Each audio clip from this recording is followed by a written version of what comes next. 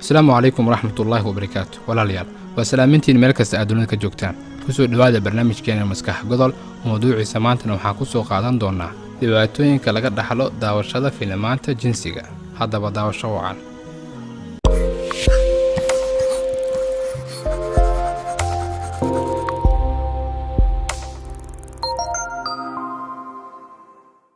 inta aan gudaha u galin mowduuceena haddii aad markii ugu horeysa soo booqatay janalkan fadlan subscribe saar si aad u hesho barnaamij kasta cusub aan soo gelino waxaad taaban kartaa sumadda gambareelka ee dhanka midig ka xigta subscribe-ka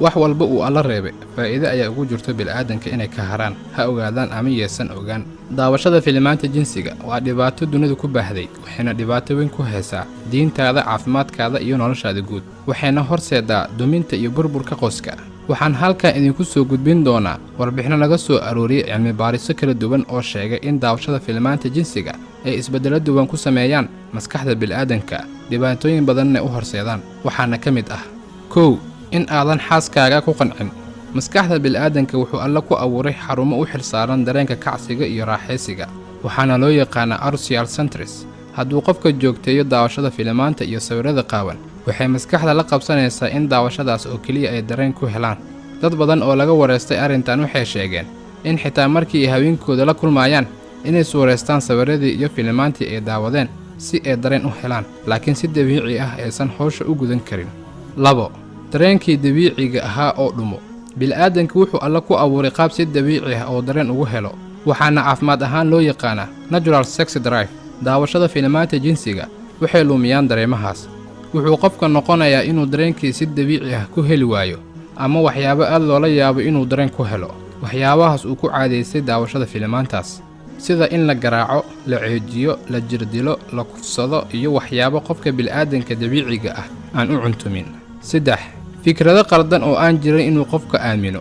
filimaanta jinsiga waxay faafiyaan fikrado qaldan oo qofka uu aamini karo inay dabiici tahay in sidaa la sameeyo ama sidaas la arko ama sidaas la noqdo haddii aysan dhicinne in qofka ay wax ka qaldan yihiin ama xaaskiisa uu arko inaysan lahayn muuqaal oo dareen ku heli karo maadaama qaab iyo muuqaal gooni ah maskaxdiisa lagu beeray taasoo keeni karta in qofka inay jab ku abuuranto ama isku taxluujiyo waxyaabo aan jirin inuu raadiyo ama gurigiisaba ku dumiyo afar jinsi aan jecel iyo kalgacayl la socon ilaahi wuxuu labada qof ee isqaba dhex dhigay galgacayl iyo jacayl taasoo iskutagooda lagu xaqiijin karo waxyaabo badan oo ka qayb qaato farxadda iyo reeraynta nolosha laakiin daawashada filimaanta jinsiga waxay qofka ku beertaa fikrad ah in iskutaga dhanba uu yahay fal la samaynayo oo keliya taasoo ay ka maqan tahay wixii kale ee asalka ahaa ee dareenka kalgacaylka naxariista iyo hilowga taasoo afka ingilishka lagu dhaho intimacy waana arrin muhiim u ah lamaanayaasha xalaasha isku ah shan mar walba wax dheeraad ah inuu raadiyo qofka khamriga cabo ama isticmaalo maandooriyaasha kale mar walba marka ka dambayso waa inuu kordhiyaa si uu u helo marqaankii uu heli jiray maxaa yeelay qiyaastii hore uu isticmaali jiray kuma filna daawashada filimaanta jinsiga waa la mid taasi waxay keentay inuu qofku u raadiyo waxyaabo aan dabiici ahayn si uu raaxo ama dareen kacsi ah u helo waxayna tani u horseedaa in guryaha ku dumaan lamaanahana ay isku fahmi waayaan qofkana uu la soo baxo dibci aan lagu aqoon lix kacsiga iyo hamiyarada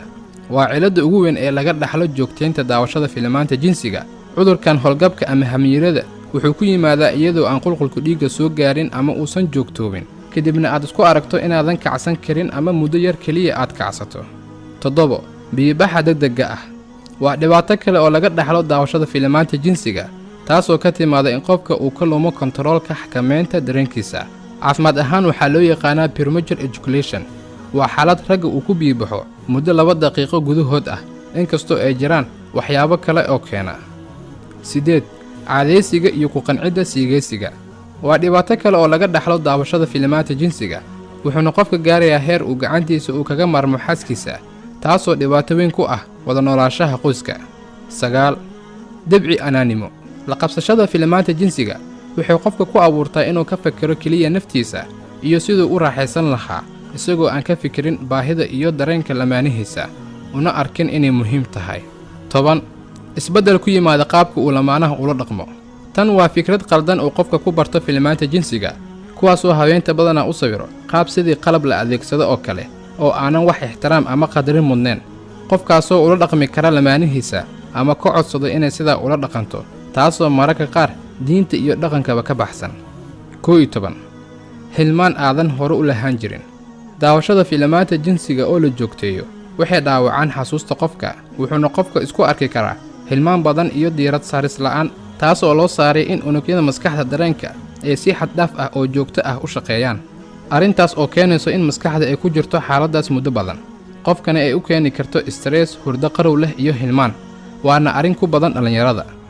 dhibaatadan waa mid hadda dunida si aad ugu faaftay waxayna ka soo bilaabatay waddamada reer galbeedka waxaana meelaha qaar ka jira xarumo lagu daaweeyo kuwalfidda daawashada fiilamaanta jinsiga loola yaqaano porn addiction. meelaha qaar waxaa ka furan xarumo la talin ah oo lagu badbaadiyey qoysaska uu kala fogeeyey daawashada jinsiga.